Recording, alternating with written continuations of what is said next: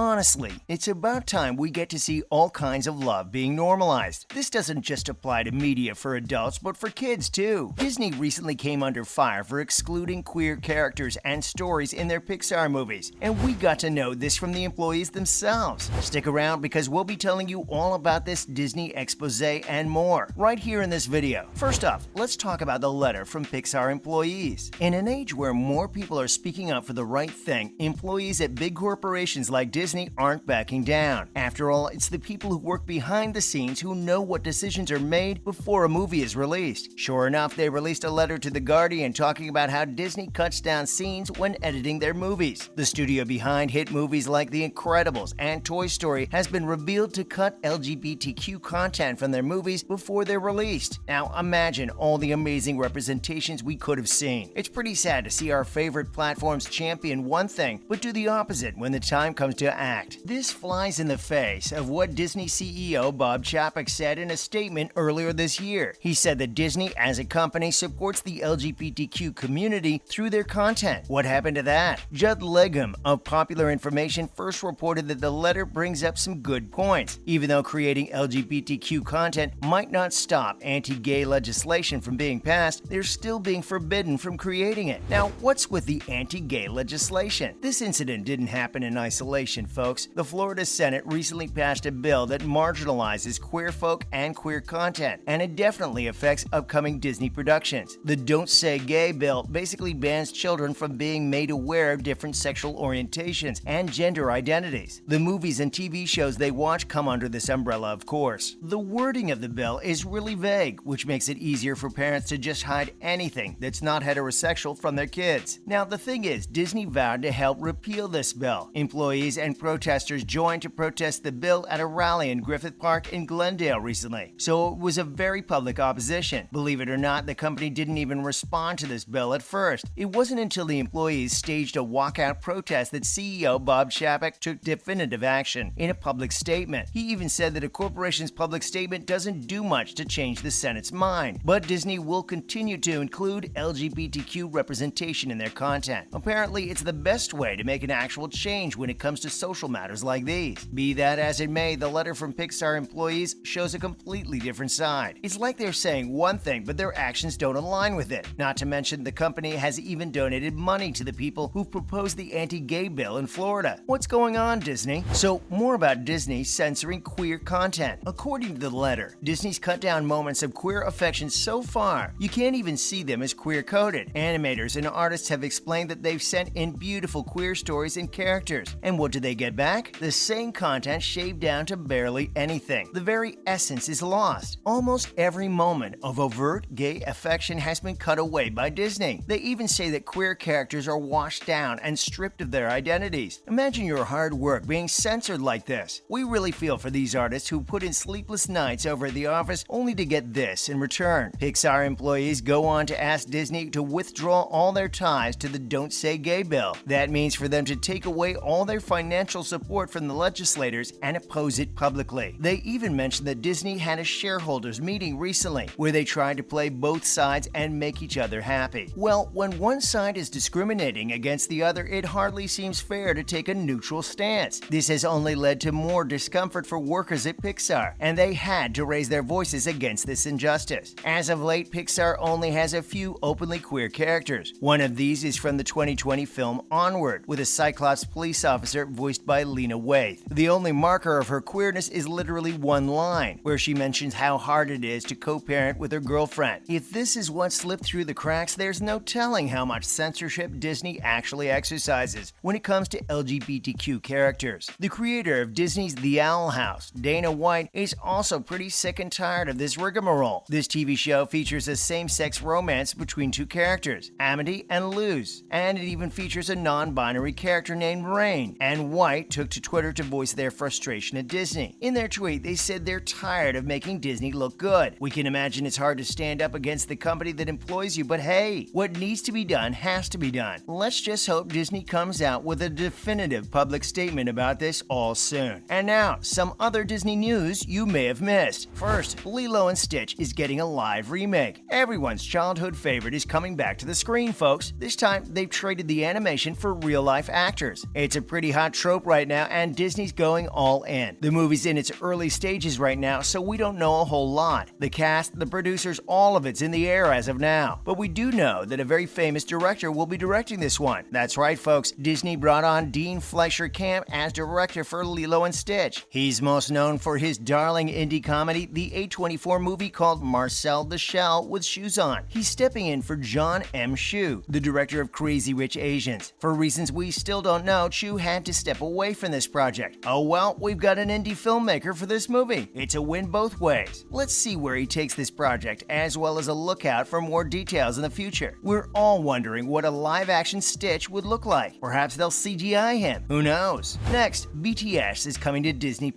You heard us. The international K-pop sensation BTS is coming to your screen very soon. All you gotta do is sit back and turn on Disney+.